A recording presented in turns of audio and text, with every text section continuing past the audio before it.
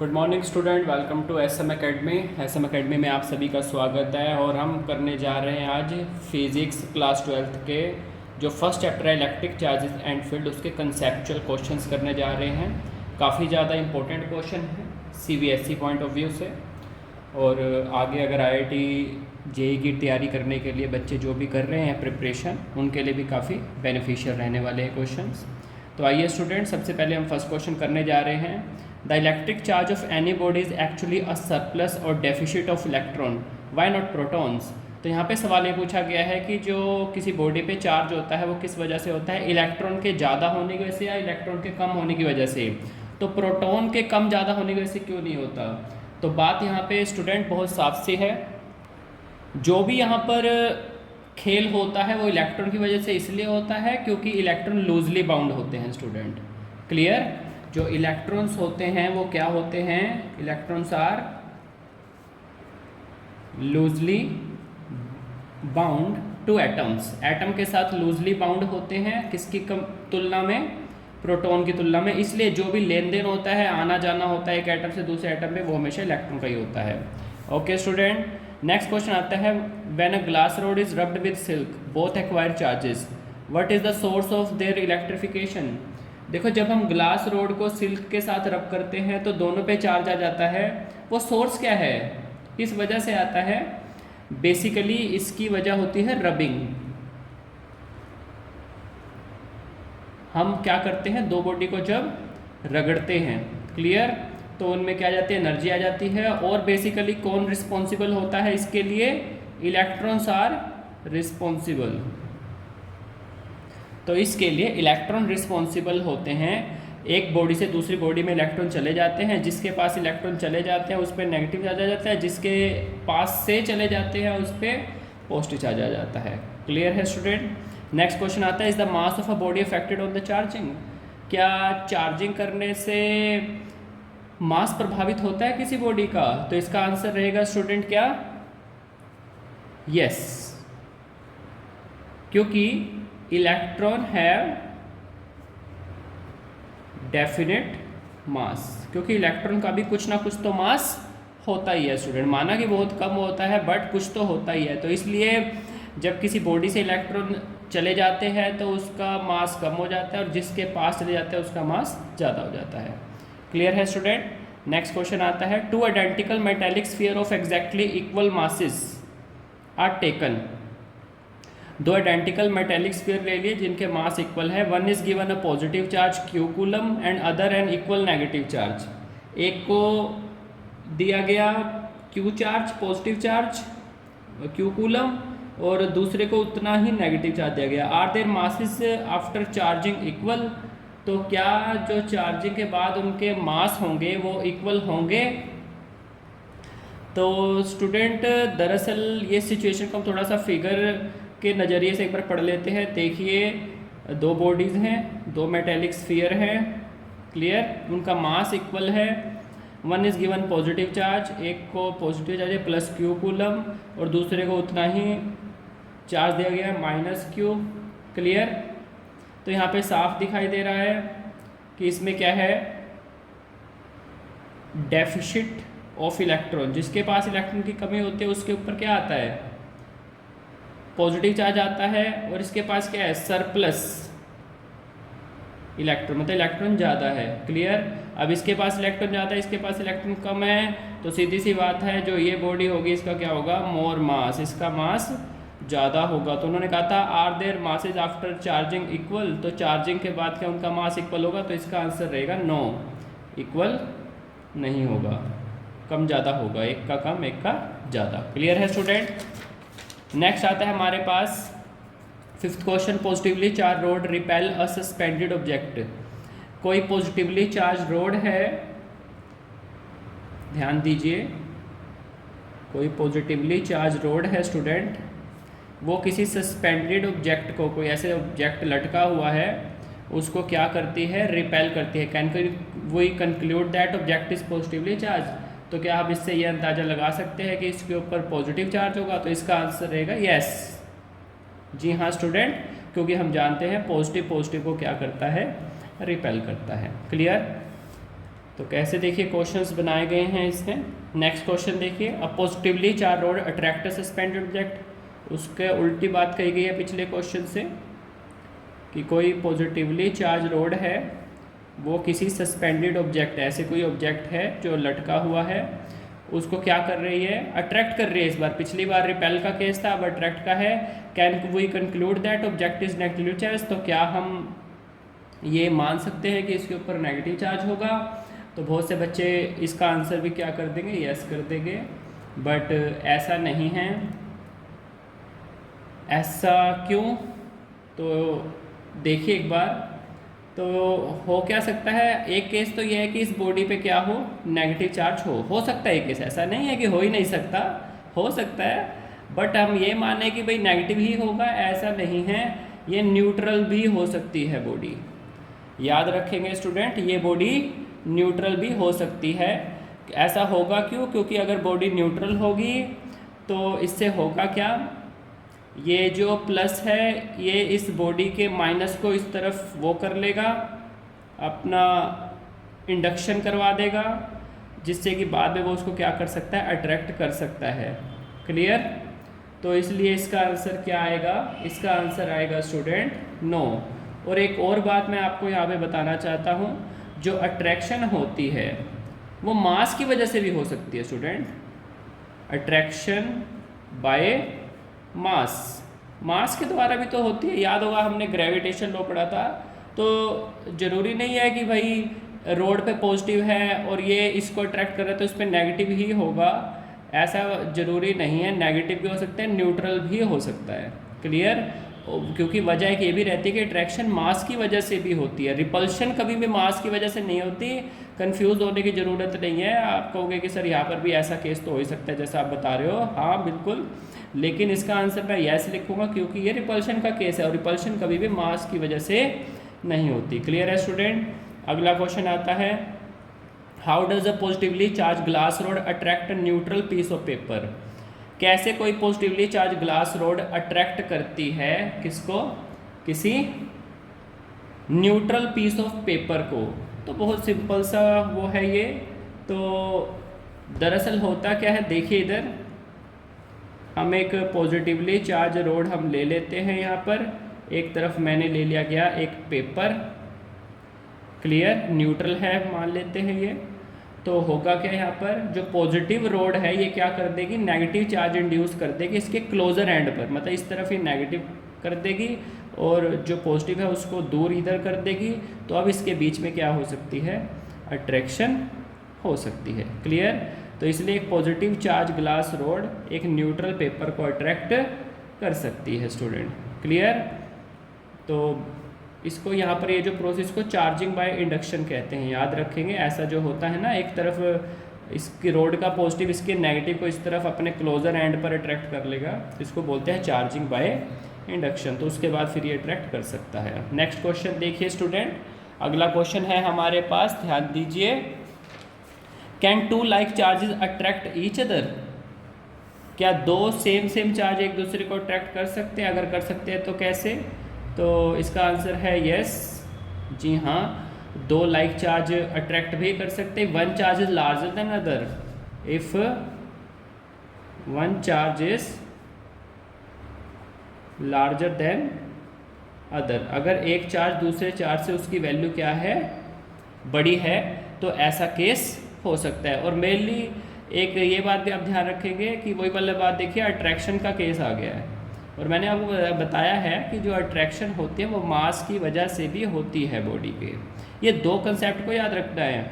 एक तो इसको कि हाँ भाई लार्जर है, अगर चार्ज लार्जर है तो वो दूसरे वाले को, जिस पे चार्ज तो सेम है लेकिन मतलब चार्ज जैसे पॉजिटिव लेकिन वो क्या है, स्मॉलर है। क्लियर, वैल्यू उसकी कम है तो भी वो कर सकता है। ओके, तो इस चीज़ का बच्चे ध्यान में रखना है आपको। नेक्स्ट क्वेश्चन आता है हमारे पास, why do the gramophone record get covered with dust easily. जो ग्रामोफोन होता है वो बड़ी जल्दी से ही डस्ट पार्टिकल से ऊपर उसके आ जाते हैं, ऐसा क्यों होता है। सीधी सी बात है, ग्रामोफोन आपने देखा होगा, वो एक सीडी टाइप सी होती है जिसपे जैसे वो गाने हैं चलते हैं उसके ऊपर एक नीडल ऐसे टच करवा देते हैं, तो उसी वजह से होता है। इसको हम लिख सकते हैं due to rubbing action of needle, due to rubbing action of needle. वो जो सुई उसको टच करके साथ वो उसके साथ रगड़ खाती है जिससे कि फ्रिक्शन होता है, तो वो क्या हो जाता है, इट गेट चार्ज्ड, तो वो खुद चार्ज हो जाता है जिससे कि उसके पास जो पार्टिकल है, डस्ट पार्टिकल है, वो आसानी से अट्रैक्ट हो जाते हैं स्टूडेंट। क्लियर है? तो ये वजह होते हैं यहाँ पर स्टूडेंट, इसका ध्यान रखेंगे। नेक्स्ट क्वेश्चन आता है हमारे पास। नेक्स्ट क्वेश्चन है an ebonite rod held in hand can be charge by rubbing. कोई इबोनिट रोड है उसको हाथ में पकड़ के चार्ज किया जा सकता है जब हम उसको रब करते हैं फ्लैनल के साथ, लेकिन कॉपर रोड के साथ ऐसा केस नहीं है। क्यों नहीं है ऐसा केस? तो स्टूडेंट काफ़ी ज़्यादा इजी है ये बात, तो कि सीधी सी बात है, जो इबोनिट रोड है वो तो होती है इंसुलेटिंग, वो इंसुलेटिंग होती है। क्लियर? और जो दूसरी तरफ हमारे पास आती है कॉपर रोड होती है स्टूडेंट, वो कैसी होती है, वो कंडक्टिंग होती है। तो इसलिए जो कॉपर रोड है उसको अगर आप हाथ में लेके आप सोचे कि भाई रगड़ के चार्ज कर देंगे, हाँ उसके ऊपर चार्ज आ तो जाएगा लेकिन वो चार्ज बना नहीं रहेगा। क्यों? क्योंकि वो हमारे हैंड से क्या हो जाएगा, मूव कर जाएगा। क्लियर? उसको एक पाथ मिल जाएगा। बट इबोनिट रोड जो होती है वो इंसुलेटिंग होती है, तो उसके ऊपर चार्ज आके स्टैट कर जाता है। क्लियर? तो ये था। इसके बाद आता है हमारे पास next question, electrostatic experiment do not work well on humid days, give reason. बच्चे उन्होंने कहा है कि जो इलेक्ट्रोस्टैटिक एक्सपेरिमेंट होते हैं वो अच्छे से काम नहीं करते ह्यूमिड डे में, नमी वाले दिन जो होते हैं ना, जिसमें मतलब कि थोड़ी सी नमी रहती है, मॉइस्चर सा रहता है एयर में, तो उन दिनों में वो ज़्यादा अच्छे से काम नहीं करते। क्यों नहीं करते? बात बड़ी इजी है। देखिए, जो बेसिकली हमारा इलेक्ट्रोस्टैटिक एक्सपेरिमेंट होता है बच्चे, रिक्वायर एक्यूमुलेशन ऑफ चार्ज। याद रखेंगे ये बात, ऐसे एक्सपेरिमेंट को इसकी ज़रूरत है, एक्यूमुलेशन ऑफ चार्जेस, जहाँ पे चार्ज एक्यूमुलेट हो। क्लियर? लेकिन होता क्या है, नमी वाले दिनों में जो चार्जेस होते हैं वो क्या कर जाते हैं, ड्रेन्ड अवे, मतलब उसमें से पास हो जाते हैं through humid air. Humid air में से वो क्या हो जाते हैं स्टूडेंट, पास कर जाते हैं। दैट्स वाई वो एक्सपेरिमेंट हमारे परफॉर्म नहीं हो सकते। क्यों? क्योंकि इलेक्ट्रोस्टैटिक एक्सपेरिमेंट में चार्ज का एक जगह पे इकट्ठा होना चाहिए होता है। अगर वो फ्लो कर जाएंगे तो फिर इस एक्सपेरिमेंट में दिक्कत आती है। लेकिन ह्यूमिड एयर में क्या होता है, वो क्या कर जाते हैं, फ्लो कर जाते हैं। क्लियर? क्यों? क्योंकि जो ह्यूमिड एयर होती है वो ज़्यादा कंडक्टिंग है किसकी तुलना में, ड्राई एयर की तुलना में। नेक्स्ट क्वेश्चन आता है स्टूडेंट हमारे पास, a comb run through one dry hair attract small bits of paper, why. अगर हमने ड्राई हेयर में कंघी को रगड़ा है तो वो अट्रैक्ट कर लेते हैं पेपर्स के जो टुकड़े होते हैं। उस पूछा गया क्यों, what happen if the hair is wet, अगर हेयर वेट हुए तो क्या होगा। सीधी सी बात है। देखिए, पहला तो केस था जब ड्राई हेयर में कंघी को रगड़ते हैं तो होता क्या है, जो कंघी होती है, जो कॉम्ब होती है, वो क्या हो जाती है, चार्ज्ड हो जाती है, चार्ज्ड बाय फ्रिक्शन। रगड़ खा के वो क्या हो जाती है, चार्ज हो जाती है। लेकिन दूसरा केस था कि भाई जो वेट हेयर में होगा, समझे, what happen if the hair is wet और if it is a raining day, या फिर रेनी डे होगा तो देखो when hair are wet the friction between hair and comb get reduce. सीधी सी बात है, when hairs are wet then friction between hair and comb get reduce, तो इसलिए उसके ऊपर चार्ज आता नहीं है। क्लियर है स्टूडेंट? तो इस चीज़ का ध्यान रखेंगे। नेक्स्ट आता है हमारे पास, ordinary rubber is an insulator. एक साधारण रबड़ क्या है, इंसुलेटर है, बट द स्पेशल रबड़ tyre of aircraft are made slightly conducting. लेकिन जो एयरक्राफ्ट होता है, जो जहाज़ वगैरह होता है, उसके जो टायर होते हैं वो स्पेशली कंडक्टिंग बनाए जाते हैं। ऐसा क्यों करते हैं? देखिए बात बड़ी साधारण सी है। लैंडिंग जब होती है, ड्यूरिंग लैंडिंग जो टायर होते हैं, द टायर्स ऑफ एयरक्राफ्ट, जहाज के जो टायर होते हैं, गेट हाईली चार्ज्ड, वो बहुत ज़्यादा चार्ज्ड होते हैं। क्लियर? अगर हम उसको रबड़ का बनाएंगे तो इतना सारा चार्ज आएगा, तो वो देखो उसको रास्ता तो मिलेगा नहीं, वहाँ पे बहुत ज़्यादा हीट उत्पन्न हो जाएगी, जिससे कि आग भी लग सकती है। क्लियर? तो कंडक्टिंग अगर टायर होंगे तो हम इसलिए कंडक्टिंग बनाते हैं। क्यों बनाते हैं उसकी वजह लिख रहे हैं हम। Conducting tyre will lose the charge to earth। तो वो क्या होता है फिर, कंडक्टिंग टायर की वजह से वो अर्थ में चला जाता है चार्ज, जिससे कि वो एकोमुलेशन नहीं हो पाता। क्लियर है स्टूडेंट? तो ये हमारा क्वेश्चन था काफ़ी इंपॉर्टेंट। नेक्स्ट आता है हमारे पास व्हीकल कैरिंग इन्फ्लामेबल मटेरियल। ऐसे व्हीकल जिनमें कोई इन्फ्लामेबल मटेरियल, ज्वलनशील चीज़ जा रही है, यूजली है मेटेलिक रोप। उसमें क्या होता है, नीचे एक मेटल की रोप लटका रखी होती है जो कि ग्राउंड को टच होके जा रही होती है। ऐसा क्यों होता है? सीधी सी बात है, वही वाला केस है, अगर उसमें चार्ज डेवलप हो गया तो उसमें क्या हो सकता है, स्पार्क हो सकता है और आग भी लग सकती है। क्लियर? तो इसलिए हम उसके साथ एक रस्सी सी वो मेटेलिक रोप को लटकाकर नीचे ग्राउंड के साथ टच करवा देते हैं, जिससे कि होता क्या है, charge developed on vehicles is transferred to the ground, is transferred to the ground, so the fire is prevented, जिससे कि आग लगने से बचाया जा सकता है। क्लियर है स्टूडेंट? नेक्स्ट क्वेश्चन आता है हमारे पास, an inflated balloon is charged by rubbing with fur. एक फूला हुआ गुब्बारा, मतलब उसको क्या किया, चार्ज किया रब करा के फर के साथ। Will it stick readily to the conducting wall और इंसुलेटिंग वॉल, गिव रीजन। तो वो किसके साथ जल्दी से चिपक जाएगा? सवाल ये है, कंडक्टिंग कोई दीवार है उसके साथ या फिर इंसुलेटिंग वॉल है उसके साथ जल्दी चिपकेगा? तो इसका आंसर होता है स्टूडेंट कंडक्टिंग वॉल के साथ। कंडक्टिंग वॉल के साथ वो जल्दी से क्या कर जाता है, स्टिक कर जाता है। क्लियर? ऐसा होता क्यों है? क्योंकि जो बैलून होता है वो equal amount of charge he induce करता है कंडक्टिंग वॉल में। क्लियर?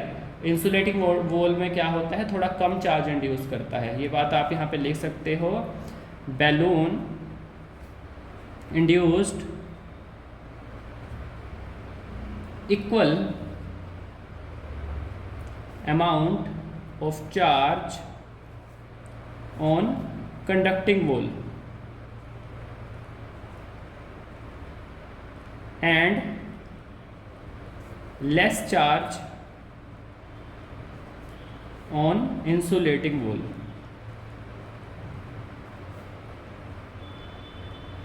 तो ये होता है स्टूडेंट, कंडक्टिंग जो वॉल होती है उसमें वो उतना ही चार्ज इंड्यूस कर देता है, लेकिन इंसुलेटिंग वॉल में कम करता है, जिससे कि मतलब कि अगर चार्ज ज़्यादा होगा तो ऑब्वियस सी बात है ट्रैक्शन भी ज़्यादा होगी। कूलम लॉ ने हमें बता रखी है बात। इसके बाद आता है, a metal sphere is fixed on a smooth horizontal insulating plate. देखिए कोई स्मूथ हॉरिजॉन्टल एक इंसुलेटिंग प्लेट है, उसके ऊपर कोई मेटल स्फीयर फिक्स किया हुआ है, ऐसे मान लेते हैं हम। Another metal sphere is placed a small distance away, एक दूसरा मेटल स्फीयर थोड़ा सा दूर रखा गया है। If the fix sphere is given a charge, ये अगर इस फिक्स स्फीयर को हम क्या करते हैं, कोई चार्ज देते हैं, दोनों मेटल स्फीयर है, समझे? ये फिक्स है और ये फ्री है, याद रखेंगे। तो अगर वो कह रहे हैं फिक्स वाले को चार्ज देते हैं तो उसका दूसरे वाले स्फीयर पे क्या इफेक्ट पड़ेगा? देखो फिक्स स्फीयर जो होगा वो अनलाइक चार्ज, मान लीजिए चलो एक वो कर लेते हैं, इसको लिख देते हैं पहले, ये फिक्स है और ये वाला फ्री है। क्लियर? अगर इसको मान लेते हैं हमने पॉजिटिव चार्ज दिया स्टूडेंट, तो होगा क्या, इसके क्लोजर एंड पे ये क्या करेगा, नेगेटिव को इंड्यूस करा देगा और फार्दर एंड पर ये पॉजिटिव को इंड्यूस करा देगा। अब नेगेटिव पॉजिटिव क्या करेगा, अट्रैक्ट करेगा, जिससे कि क्या करना शुरू कर देगा, ये इस तरफ इसको फोर्स लगेगा और इस तरफ ये क्या करना शुरू कर देगा, एक्सेलरेट करना शुरू कर देगा। तो हम कह सकते हैं कि जो फ्री स्फीयर है एक्सेलरेट टुवर्ड्स फिक्स्ड स्फीयर, वो फिक्स्ड स्फीयर की तरफ वो एक्सेलरेट करना शुरू कर देगा। क्लियर है स्टूडेंट? नेक्स्ट क्वेश्चन आता है हमारे पास, is there some way of producing high voltage on your body without getting a shock? क्या ऐसा कर सकते हैं कि हाई वोल्टेज तो पैदा करते हैं लेकिन शॉक ना लगे? यस। कैसे किया जा सकता है ये, ध्यान दीजिए स्टूडेंट। अगर इंसुलेटिंग सरफेस पर खड़े होके लाइव वायर को टच किया जाए हाई पावर सप्लाई की, तब ऐसा हो सकता है। क्लियर? तो हम यहाँ लिख सकते हैं stand on insulating surface and touch live wire of a high power supply,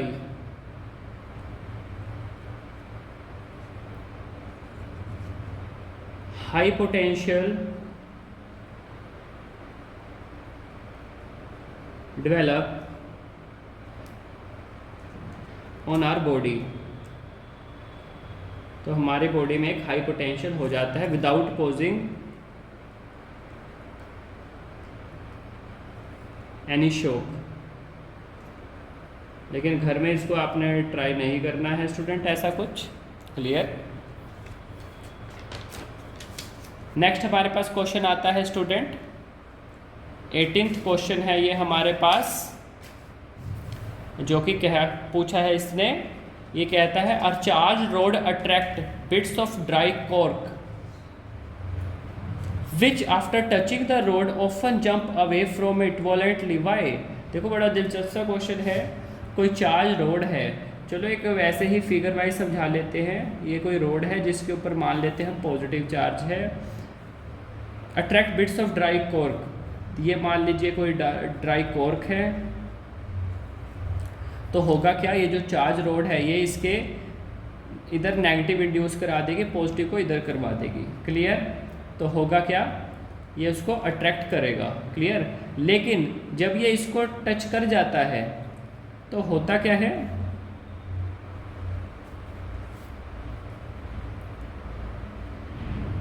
ये जो रोड है ये इसके साथ सेम साइन के चार्ज को शेयर करती है, सेम साइन के चार्ज को क्या करती है, शेयर करती है। यानी कि इसके ऊपर भी क्या आ जाएगा, पॉजिटिव हो जाएगा, जिससे कि क्या होगा, ये उसको बड़ी वॉलेंटली क्या करता है, ऐसे दूर एकदम से चला जाता है। क्लियर? तो एकदम से क्या हो जाएगा, जंप अवे, क्या कर जाएगा, ये जंप अवे कर जाएगा स्टूडेंट। क्लियर? तो इस बात का आपको ध्यान रखना है। ये भी एक देखिए ऐसा भी केस होता है कि कोई पॉजिटिव रोड थी, उसने सबसे पहले तो ये अट्रैक्ट हो गया, क्योंकि चार्जिंग बाय इंडक्शन प्रोसेस लग गया, तो ये पॉजिटिव नेगेटिव ने अट्रैक्ट हो गया। लेकिन जब ये इसको जाके टच किया तो क्या हुआ कि ये एकदम से वॉलेंटली जंप अवे, मतलब दूर भाग गया एकदम से। क्यों? क्योंकि इसने सेम साइन का चार्ज इसके ऊपर क्या करा दिया था, शेयर करा दिया था स्टूडेंट। क्लियर है? आगे देखिए स्टूडेंट, नेक्स्ट क्वेश्चन आता है, what does Q1 + Q2 = 0 signify? इससे क्या पता चलता है आपको? सीधी सी बात है, इससे हमें पता लगता है additive nature of charge, additive nature of charge की चार्ज को क्या किया जा सकता है स्टूडेंट, ऐड किया जा सकता है। क्लियर है स्टूडेंट? और सीधी सी बात है, इससे पता लगता है Q1 Q2 ऑपोजिट हैं, Q1 और Q2 क्या हैं, अपोजिट साइन क्या है, इसलिए इनका सम क्या आ रहा है, 0 आ रहा है। नेक्स्ट क्वेश्चन आता है स्टूडेंट हमारे पास, can a body have a charge of this? ये चार्ज पॉसिबल है स्टूडेंट, इस वैल्यू का चार्ज? तो आइए चेक कर लेते हैं इस वैल्यू का चार्ज पॉसिबल है या नहीं। हमारे इस फॉर्मूले से तो n की वैल्यू Q/E, जब हम यहाँ पे ये वैल्यू पुट करते हैं 0.8 इंटू 10⁻19 कूलम और डिवाइड में हम रखते हैं 1.6 इंटू 10⁻19 कूलम, तो हमारे पास वैल्यू कितनी आती है स्टूडेंट 0.5। तो इट मीन्स कि ये चार्ज पॉसिबल